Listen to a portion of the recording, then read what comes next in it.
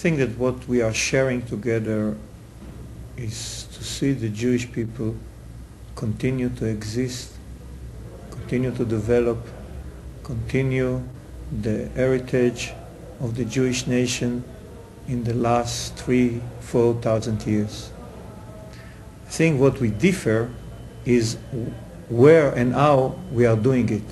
The existence of the State of Israel and the culture that we are developing. And what's happening here in Israel is a major part of the American Jewry, and I can say that the Jewishness of many of the American Jews are vis-a-vis the State of Israel. The self-esteem of Jews all around the world. The focus, the center of thinking, of orientation for the Jewish people is now the State of Israel. Of course, this in itself is not enough. Jewishness is not just feeling good about Israel. Jewishness is knowing something about Jewish history, is behaving in a certain way, is keeping certain mitzvot, even the basic, should be kept. America and Israel have become more like one another in many ways. And maybe Israelis and Americans have become more similar than they used to be. Israelis don't tend to have a heroic, pioneering self-image anymore. And I think American Jews less and less view Israelis as heroic and self-sacrificing and in some sense different. Certainly there is much in common. The mistake which creates a gap is to think of both communities as equal. There is no symmetry. It's not the Israeli Jewish community and the American Jewish community, and there is some kind of equality between them. No way. Israelis certainly don't look down on Americans. I think that Israelis sometimes look down on American Jews. It is quite difficult to really understand because it is two different kind of people. It is two kind of stuff, and it is quite difficult to understand exactly the position, the direction, and the opinion each other. But it is possible. The one way that I believe is possible it is that more and more Americans will come to Israel and to see the reality. To bring the Jewish from the United States in Israeli communities, in the neighborhoods, to put them in the bus, and they see the neighborhoods from the windows, like they come to see the natives. It's for me, I don't find the word how to say about it. It's for me, it's very ugly. And they bring them. You see the neighborhood, you see the poor people. Okay, bring the money. Bring the charity. This is not connection which I want to see them. The glue can only be a sense of identity, that each individual Jew is part of a larger home, a larger family. You don't live outside your family. You're defined by those relationships. The same thing is true of our identity, our collective identity, which in this case is the peoplehood of the Jews, which is religious and national at once. If you try to disown that, first of all, you'll be poor as a human being, and others will see it immediately. They can sense it. If you try to run away from your identity, people see it, they don't respect you. The relationship between the Jewish community in the United States and the State of Israel is changing. We were born here. We are second and sometimes third generation. The American Jewish community, the leaders are third, fourth, even fifth generation. They are more Americans, we are more Israelis. And now to bridge the gap is much more difficult than it was in the past.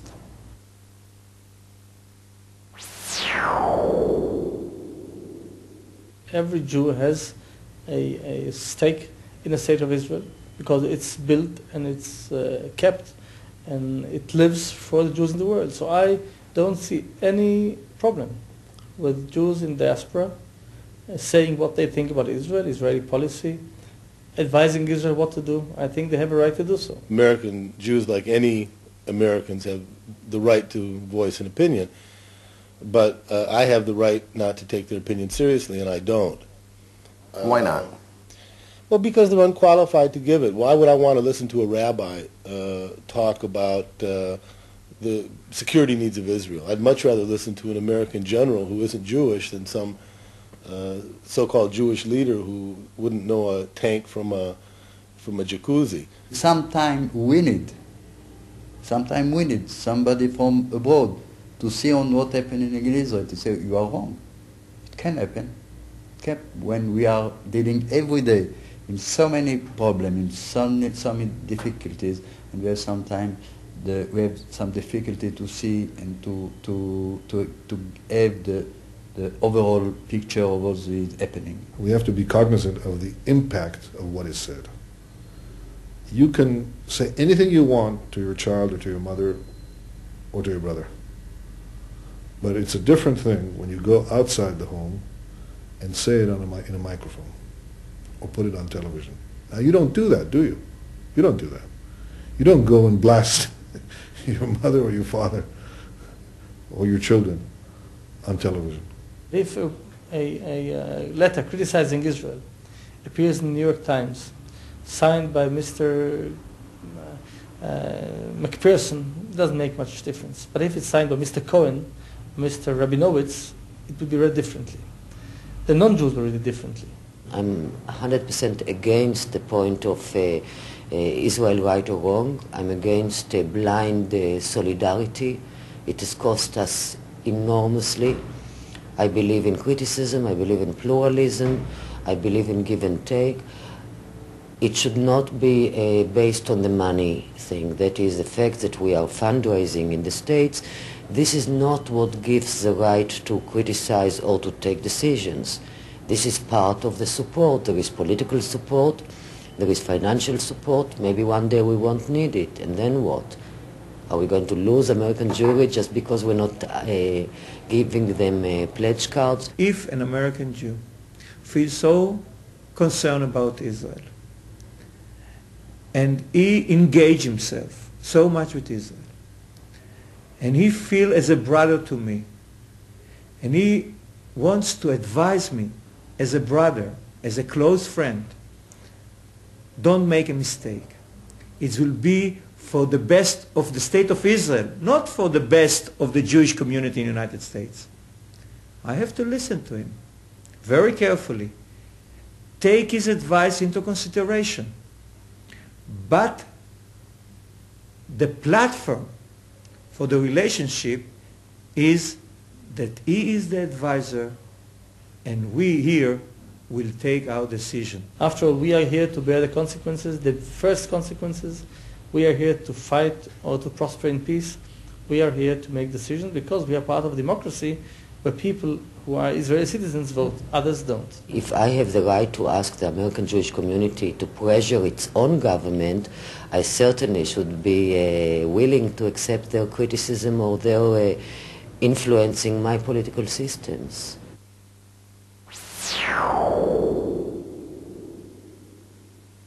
Israel is extremely dependent on its link with the United States. It's not dependent, in my view, very much at all on its connections with American Jewry. I think dependence is too strong a word. We have been able to survive from 48 to the 60s, mid-60s without American support. But I think it is important in this open world that the American Jewish community and other friends of Israel in America are supporting us. A country can't count on anything as ephemeral as American Jewish support. American Jewish support is there as long as it's popular and safe for Americans to support Israel. American Jews, most of them, don't have the courage to fight an administration, and we saw that very clearly on the loan guarantee thing. The loan guarantees were a very unfortunate incident. All of us, Americans and Israelis in the Jewish community, thought that the President of the United States will keep his word. He and the Secretary of State said again and again, no linkage between the guarantees and the settlements, no linkage between guarantees and the political peace process. And they unfortunately changed their mind, and I must say they did not really keep their word. It was a political mistake which began in Israel. It is exactly a kind of decision made in Israel that in Israel, the people in Israel was completely divided in this matter. The mistake of the American leaders was that they involved themselves in something that all of them knew that they have no chance to win. They did it because the government of Israel said this is what we demand from them, and it was against the interest of the Jewish community in the United States, and it was against the interest of the state of Israel. And this was their mistake. The Americans should analyze their real power. They cannot allow themselves to fail, and they failed. It's because why? When you try to influence and you fail, it is the worst position for Israel. I think their performance wasn't so good, but I'm afraid to say that this is not their fault. The policy of the government of the state of Israel was such a policy that even if their performance was an excellent one, they have no chance to reach the loan guarantees for the state of Israel. I think on the whole they have been effective. They have created a position. They don't want to see Israel thrashed. They don't want to see Israel thrashed in the media or in the quarters of government. And they're right, because we have a tremendous rigged game stacked against us. Well, I was waiting for the American Jewish leadership, the so-called leadership, to stand up and say, well, it's only $17 million in practical money. We'll raise it. We'll guarantee. We American Jews will give you $10 billion worth of guarantees. That didn't happen. They weren't prepared to give us a red cent in loan guarantees. What they were prepared to do was to instruct us on how to behave in order to get that money out of the Bush administration. And we knew how to do that ourselves. And the Israeli public accomplished that on the 23rd of June by electing the Labor Party. And we'll get that money not because of any lobbying efforts by American Jewish leaders, but because of a political decision here. So if you're talking in practical terms of what contribution do they make the same kind of contribution to us that fans make to players. They cheer.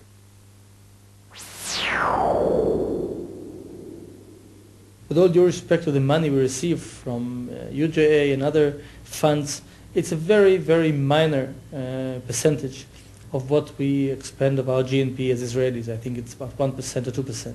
So money is not the main issue. We don't need the contribution of the money. We need those people to come to invest money in Israel. I want the Jewish from the United States to come to Israel to invest $1 million in factories in the north of Israel or the south of Israel instead of contribution money to the Israel. I want the investors. Telling us how to use their money, I'm very happy about. That's why I work for the UJA, not for bonds, because I think that money should be earmarked. I was very excited about the Project Renewal. I was very excited about the Operation Moses and Operation this and Operation this, because there the money is very tightly controlled. Listen, I from Ramat Gan. At the Project Renewal in Ramat Gan, the connection with the Philadelphia Jewish community, I saw the great connection. This is the direct lines, not through government, to bring the people from Philadelphia to visit in my city, to meet the people in the neighborhoods, to visit their houses, to see their works, to see every part of their life. This is the direct connection. I'd like to see us not raise any money in America. I'd like to see it difficult to contribute to this country. People would have to, sort of really make an effort to give money, to find their own charities, to earmark them, and put whatever strings they like, and not send out this sort of army of beggars to collect contributions as if we, as if we're still living in the desert. I would like to see a project investment. I'd like to see, take a city, small city like Los Angeles. It has thousands of Jewish entrepreneurs. If the Jewish community there decided to set up an investment fund which would facilitate investments from these Jewish businesses in Israel, who otherwise might not have an inclination or the facility to think about that, or export channels back into the Los Angeles or California or U.S. market, that to me is worth 100 times more than any money that is raised for philanthropic purposes that ends up being soaked, as it must, in the tissue of the intervening organization.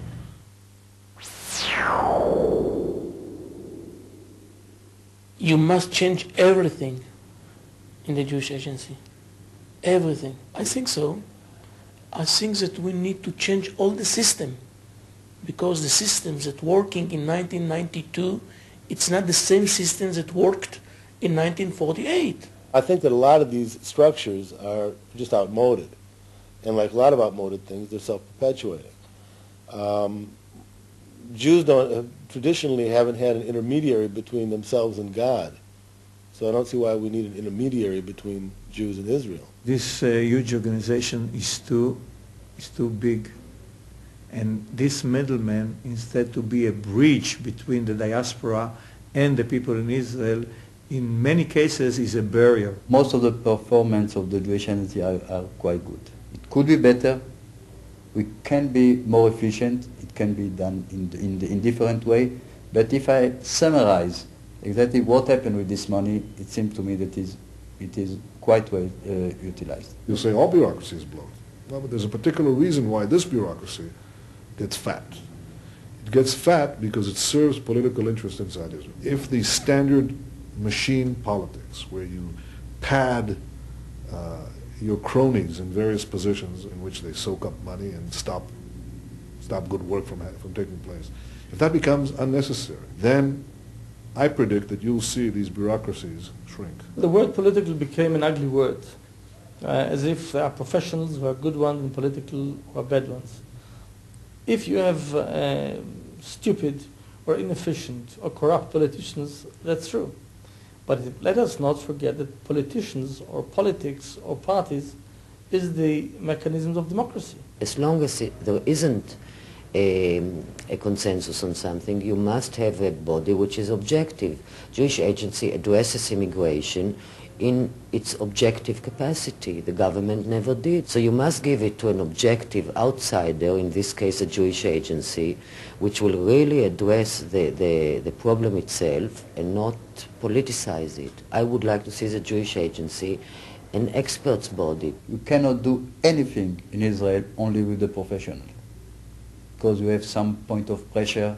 This is the relation between the party. This is the way how to collect more money from $1 who came from the state to get $1 from it's not important from what minister, from the Minister of the Interior, from the Minister of Agriculture, and this is why you can multiply the real result of what you are investing in Israel. And the Director General cannot do it because you don't have enough weight in the political level to get the same result. If the middleman is an operator of most of the function, you need politicians. If the middleman is just transferring money as a administrative role, just I can say as a fund, without the involvement, without having 6,000 people that are working and doing these things, then you don't need a politician. So the question is if you are making the reform or not. If you are making the reforms, you don't need a politician. If the situation is remain like it is today, politicians are needed because they are the one that will make the decisions.